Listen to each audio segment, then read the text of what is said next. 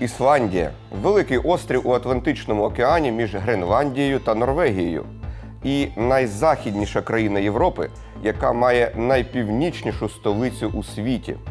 Адже Рейк'явік розташований вище 64-ї паралелі північної широти. Як Ісландія пройшла шлях від ранньосередньовічної державності до залежності від Норвегії та Данії, та зрештою здобула незалежність як демократична республіка? Чому британську і американську окупацію під час Другої світової війни називають благословенною? Та як Ісландія допомагає Україні зараз? Дивіться далі у відео. Слава Україні! Мене звати Владлен Мараєв і ви на історії без міфів, де ми розповідаємо про минуле України та світу без прикрас і фальсифікацій. Підписуйтеся на наш канал і натискайте дзвіночок, аби не пропустити нових випусків. Хай квітне український YouTube. Тему відео обрали наші спонсори на YouTube. 54% за варіант «Ісландія. Історія появи острівної держави». Ви проголосували, ми зробили. Згідно археологічних досліджень, Ісландію заселили пізніше від усіх країн Європи, тільки у 8-9 століттях. Втім, це не означає, що люди не бували там раніше, адже археологія завжди може принести нові відкриття. Деякі дослідники вважають, що про існування острова знали вже в античному світі. Так, давньогрецький мореплавець і географ Піфей з Массалії, нині Марсель, ще в IV столітті до нашої ери згадував острів Туле як північну межу світу. Проте оригінальний твір Піфея не зберігся. Відомий він лише з переказів пізніших авторів, а різні вчені ототожнюють Туле не тільки з Ісландією, а також із Гебридськими, Оркнейськими, Шетландськими, Фарерськими островами або узбережжям Британії, Скандинавії чи Ютландії. Також в Ісландії було знайдено монети пізньоримського періоду. Однак це ще не може вважатися 100% підтвердженням перебування там римлян, оскільки цей платіжний засіб залишався в обігу й кілька віків по тому. У 8-9 століттях в Ісландії з'явилися ірландські ченці-відлюдники, а приблизно з 874 року почалася колонізація острова скандинавами, зокрема вікінгами. Ірландські поселенці-християни, ймовірно, були витіснені або вбиті язичниками. З середньовічного ісландського рукопису «Ланд-Намабок» книга про заселення, ми дізнаємося, що на острів прибули виходці з Норвегії, які тікали від деспотії свого короля Гаральда Прекрасноволосого. Одне з найперших поселень вони назвали Рейк'явік – Димова бухта, ймовірно через стовпи пари, які здіймалися тут від гарячих джерел. 930 року в долині Тінгветлір на південному заході Ісландії вперше зібрався Альтинг – народні збори країни, які складалися з вождів окремих племен. Відтоді бере початок історія ісландського парламентаризму. І оскільки сучасний законодавчий орган цієї країни має таку саму назву, він вважається найдавнішим у світі. Хоча це умовність. Ісландський Альтинг пройшов тривалий шлях розвитку від ранньосередньовічних народних зборів і судової установи до сучасного парламенту. І крім того, в його діяльності виникали тривалі перерви. У 1000 році Альтинг ухвалив рішення запровадити в країні християнство. У 12-13 століттях Ісландію охопило протистояння могутніх кланів Торгельсом і Гафліді, яке завдало великої шкоди населенню. Зрештою, очільники кланів звернулися з проханням про протекцію до норвезького короля Гокона Гоконсона. У 1262 році було підписано так званий Старий договір, внаслідок якого Ісландія потрапила під вплив Норвегії. Місцеві клани визнавали себе васалами норвезьких королів, а ті взамін щороку надсилали кілька кораблів із зерном, лісом та іншими необхідними товарами. 1397 року в Кальмарському замку на півдні Швеції було укладено унію скандинавських країн під зверхністю Данії. Відповідно, під її вплив відійшли норвезькі володіння в Атлантичному океані – Гренландія, Ісландія та Фарерські острови. У такому форматі унія проіснувала понад століття. В 1523 році з неї вийшла Швеція, розпочавши своє сходження до статусу могутньої європейської держави. Про це ми докладно розповіли у випуску «Шведська імперія», який рекомендуємо вам переглянути. Під впливом данців Ісландія стала лютеранською країною вже всередині 16 століття. Крім того, було запроваджено торговельну монополію. Острів'яни могли торгувати лише з Данією. Так тривало аж до 1787 року, коли внаслідок природних катаклізмів, виверження вулкану Лакі та землетрусу, Ісландію охопив голод. Аби врятувати населення острова від повного вимирання, Копенгаген надав фінансову і продовольчу допомогу та дозволив торгувати з іншими країнами. Безпосереднім наслідком наполеонівських війн став розрив Дансько-Норвезької унії. 1814 року Норвегія натомість увійшла в унію зі Швецією. Проте Данії вдалося зберегти контроль над Гренландією, Ісландією та Фарерами. У середині століття активізувалася боротьба ісландців за розширення прав самоуправління. Цей рух очолив правник Йоун Сігюрдсон. 1851 року було скликано національні збори, які вирішили проголосити Ісландію не володінням Данії, а державою, що перебуває в особистій добровільній унії з данським монархом. У відповідь данський губернатор Трампе розпустив збори. Ситуація залишалася невизначеною протягом понад 2 десятиліть, аж поки король Крістіан IX в 1874 році вперше відвідав Ісландію та погодився видати акт про октройовану, тобто даровану конституцію. Місцевий Альтинг отримав право ухвалювати закони, які, втім, затверджував король Данії. Виконавча влада залишилася в руках данського губернатора, а також міністра у справах Ісландії. Водночас усі чиновники були зобов'язані володіти ісландською мовою, а населення країни отримало свободу слова та віросповідання. 1904 року країні було надано право самоврядування. Міністром у справах Ісландії призначили депутата Альтингу Ганнеса Гафстейна. І, на відміну від своїх попередників на цій посаді, він був відповідальний не перед Копенгагеном, а перед ісландським парламентом. Друзі, разом із каналом «10 запитань історику» допомагаємо зі збором на прилади нічного бачення для розвідувальних екіпажів роти «Очі» 120-го окремого розвідувального батальйону, що виконують бойові завдання на Східному фронті. 2 прилади завдяки вам уже придбано, необхідно ще 3. Мета – 475 тисяч гривень. Залишилося зібрати зовсім небагато. Підтримаймо наших захисників разом! У Першій світовій війні Данія залишалася нейтральною державою, що підтримувала відносини і з Антантою, і з Четвірним Союзом. Однак бойові дії в Атлантиці і особливо німецька необмежена підводна війна дуже сильно порушили контакти Ісландії з Данією, що автоматично посилило незалежницькі настрої на острові. Коли війна вже добігала кінця і її результат не викликав сумнівів, 19 жовтня 1918 року відбувся референдум про незалежність Ісландського королівства, яке зберігало би тільки особисту унію з Данією.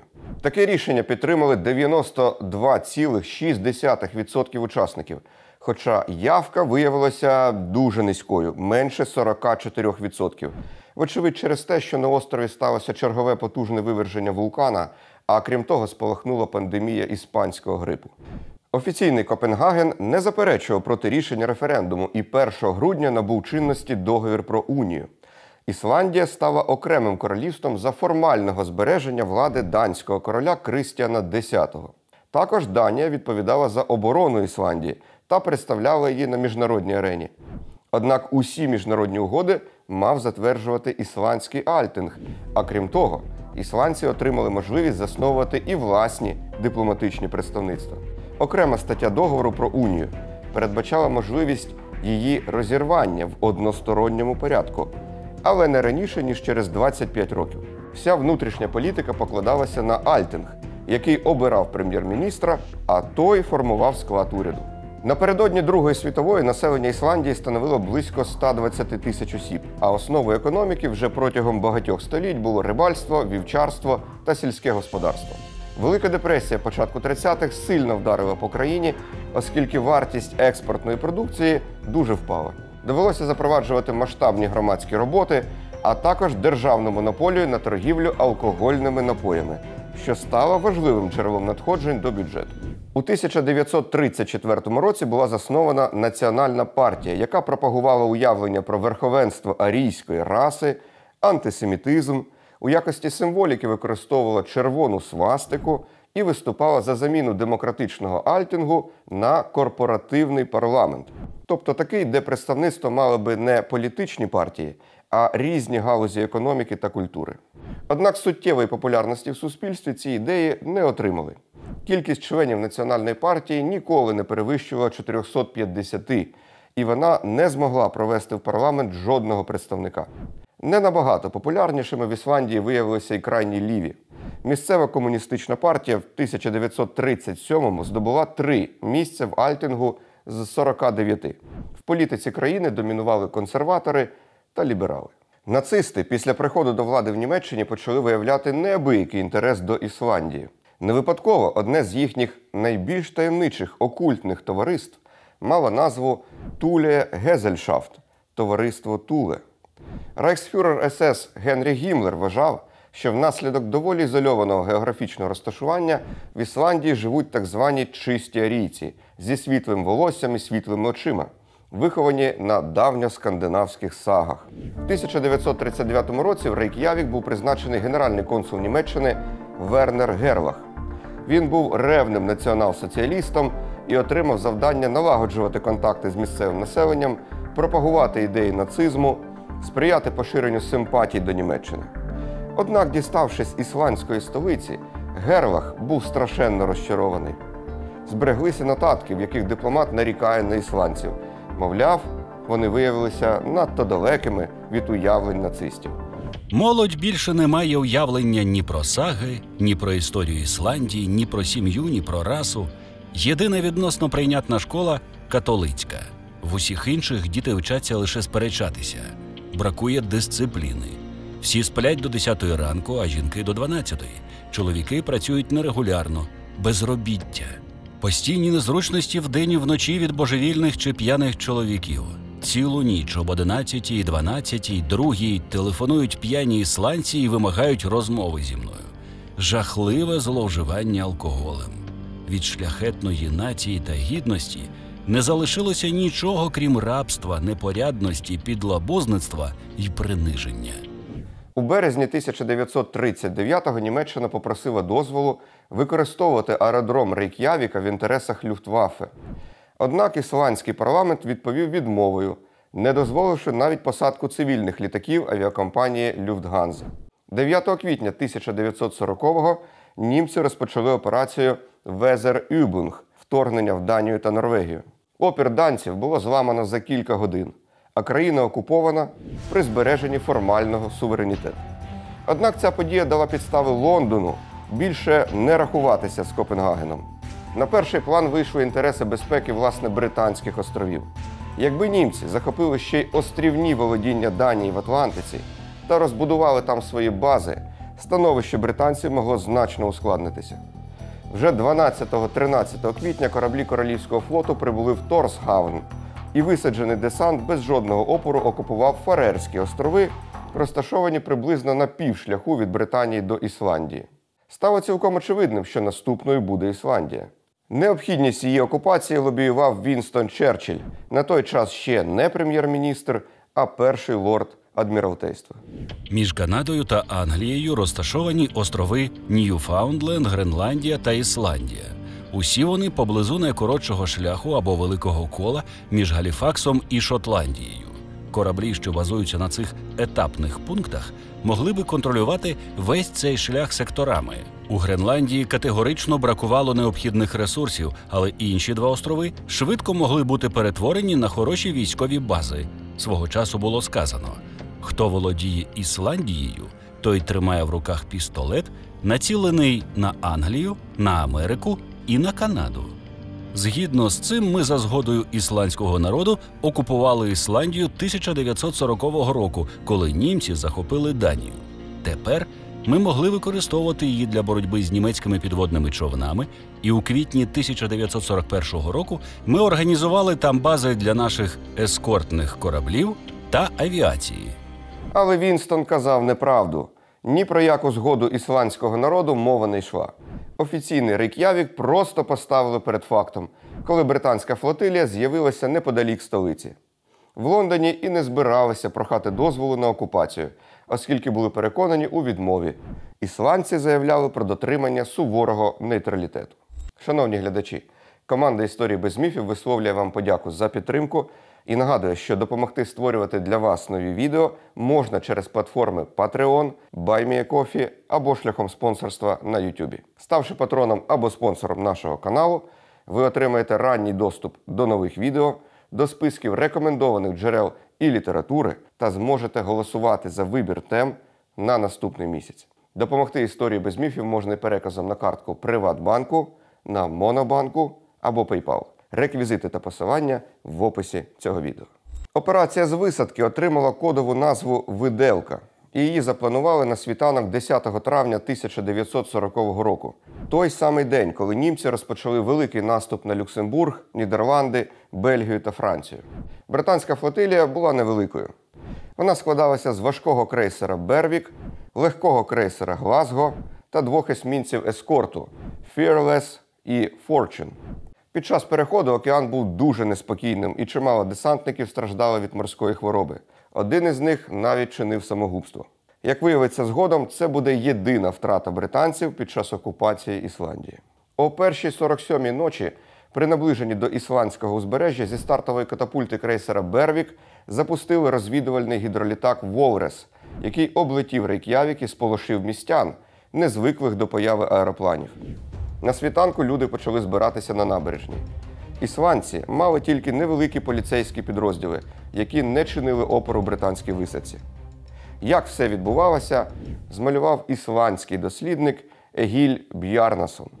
Британія сподівалася на мирну операцію, хоча морякам наказали про всяк випадок зарядити гармати. Але з наближенням кораблів було легко розрізнити натовп.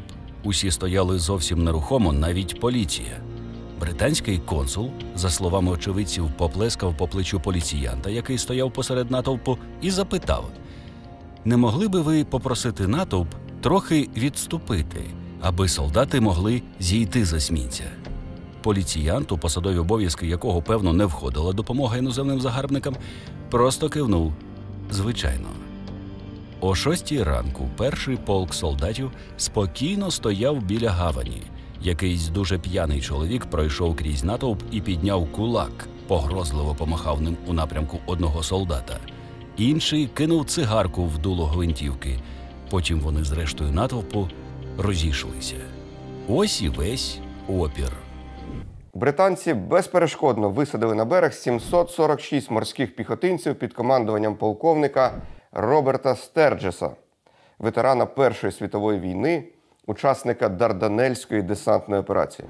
Ісландський прем'єр-міністр Герман Йогансон заявив по радіо протест, однак водночас назвав британців дружньою нацією та закликав населення не чинити опору шановним гостям.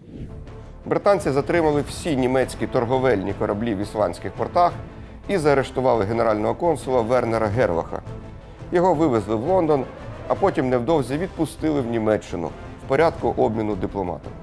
До 17 травня чисельність британського контингенту зросла до 4 тисяч, а до кінця року – до 25. Реагуючи на дії британців, нацисти вже у травні-червні 1940-го розробили операцію «Ікарус» – свій план вторгнення в Ісландію. Але його так і не втілили в життя. Педантичні німці підрахували, що підтримання комунікацій з віддаленим островом буде надто дорогим і може призвести до великих втрат у кораблях, зважаючи на перевагу британців на морі. На острові також бракувало підготовлених аеродромів для базування бомбардувальників і винищувачів. Через 2 роки Гітлер повернеться до ідеї вторгнення, коли дізнається, що союзникам вдалося побудувати там авіабази. Однак буде запізно. Десантна операція, якби її дійсно вирішили провести, коштувала би німцям занадто високих і невиправданих втрат. У березні 1941-го Альтинг ухвалив рішення, що король Данії в умовах німецької окупації не може виступати сувереном Ісландії. Тому було обрано регента Свейтна Б'єрнсона, колишнього ісландського посла в Копенгагені. Цікаво, що його син Б'єрн Свенсон Б'єрнсон, який мешкав у Данії, того ж року записався добровольцем у війська СС і служив у 5-й танковій дивізії СС «Вікінг», із якою воював в Україні і на Кавказі, а після війни отримав змогу повернутися на батьківщину. Також ісландський парламент заявив, що після завершення 25-річного терміну Дансько-Ісландської унії острівна країна планує розірвати її та проголосити республіку. Все-таки ісландські політики дотримувалися букви закону навіть в умовах найстрашнішої війни, що вирувала у світі. Прихід британців на холодний північно-атлантичний острів став одним із тих випадків, коли іноземна окупація призводить до різкого покращення рівня життя населення. Це визнають самі ісландські історики. Наприклад, Йоун Х'яульмарсон у своїй праці «Історія Ісландії від перших поселень до сьогодення» зазначає: Прибуття британських військ швидко, радикально та незворотно змінило життя країни. Комерція пішла вгору. Майже кожен міг отримати роботу на будівництві казарм та інших будівель, доріг, аеродромів та інших військових об'єктів. Попит на робочу силу спричинив швидке підвищення заробітної плати. Безробіття зникло майже миттєво. Промисловість переживала підйом, загальний рівень життя суттєво підвищився, британська присутність відчувалася у всіх частинах країни. Окупація принесла ісландцям роботу та гроші. Наслідки економічної депресії усунули швидко та майже повністю. Однак у Лондоні невдовзі вирішили, що утримувати 25-тисячний контингент у спокійній Ісландії надто дороге задоволення в умовах, коли британські вояки були нагально потрібні на фронтах. І тому запропонували американцям замінити їх, попри те, що Штати на той час ще залишалися нейтральною країною. 11 квітня 1941 року президент Франклін Делано Рузвельт повідомив, що США планують розширити свою зону безпеки в Північній Атлантиці, де патрулюватимуть американські кораблі і літаки, до 26-го меридіану західної довготи. Це включало всю Канаду, Ньюфаундленд і майже всю Гренландію.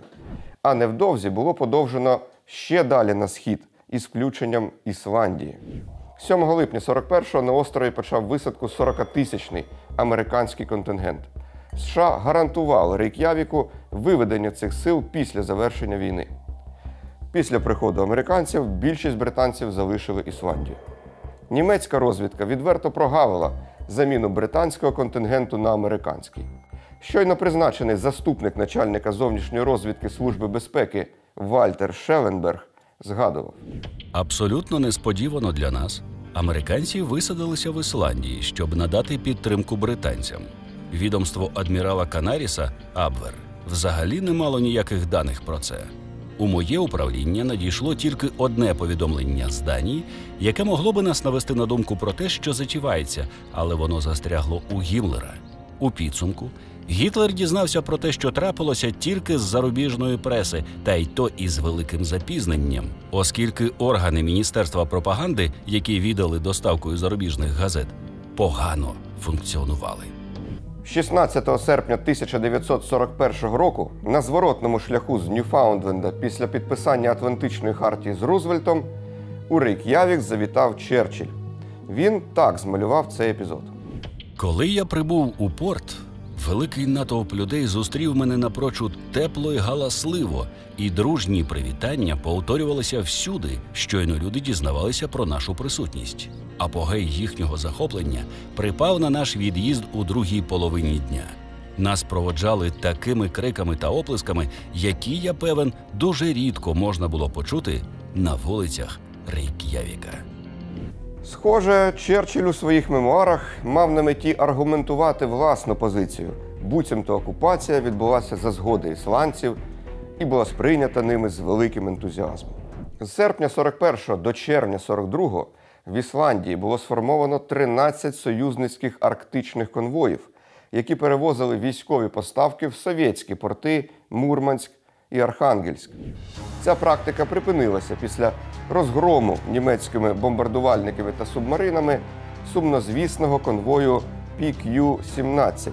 З 35 вантажних кораблів на дно пішли 22. В Архангельськ вдалося доставити лише 70 тисяч тонн вантажів із 200. Це був далеко не єдиний випадок, коли німцям вдавалося завдати союзникам тяжких втрат у водах неподалік Ісландії. Ще 24 травня 1941 року в Данській протоці на південний захід від узбережжя острова відбувся один із найзнаменитіших морських боїв Другої світової в Атлантиці. Німецький лінкор «Бісмарк» знищив британський лінійний крейсер «Гуд», внаслідок чого загинули 1415 моряків, а врятувалися тільки 3.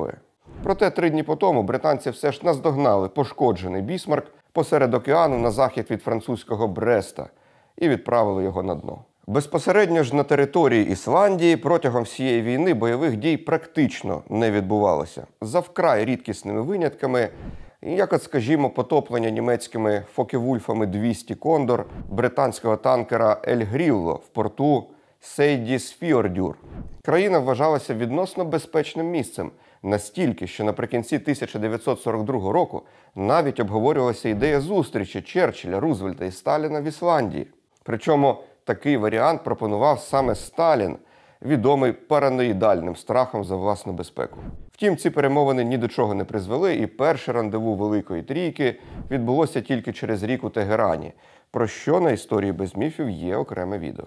Із грудня 1942 року прем'єр-міністром Ісландії став Б'єрн Тоурдерсон, кабінет якого в народі називали урядом Кока-Коли, оскільки він орієнтувався на тісніші зв'язки зі США та просував відомий газований напій на місцевий ринок. Взагалі, найпроблемнішою сторінкою взаємин із західними союзниками були контакти ісландських дівчат і жінок із британськими та американськими військовослужбовцями. Консервативне ісландське суспільство ставилося до цього негативно. Сотні жінок були піддані публічному осуду через звинувачення в подружніх зрадах або зайнятті проституцією. Водночас було зареєстровано щонайменше 332 шлюби ісландок із британцями чи американцями.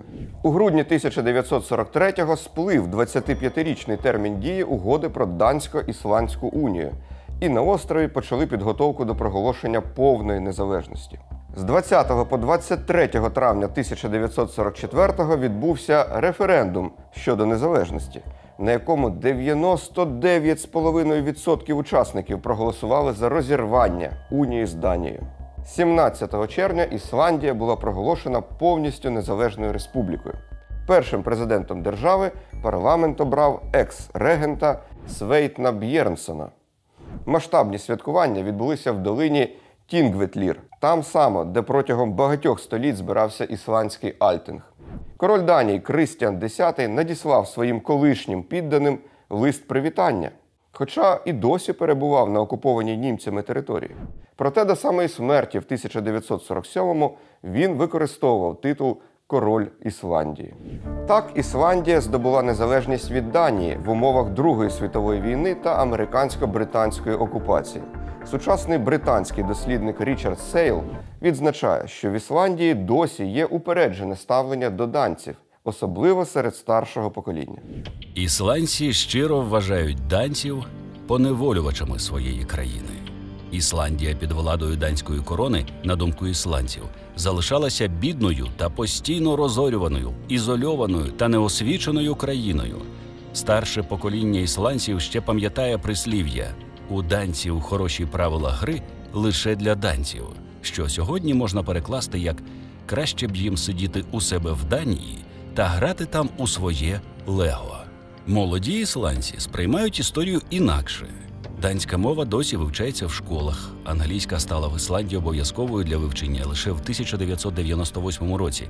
Так що молоді ісландці бачать у данцях споріднені душі, вважають їх своїми двоюрідними братами та сестрами і ставляться до них чудово. Проте лише доти, доки між ними не виникає жодних протиріч. Після Другої світової війни британські і американські війська були виведені з острова.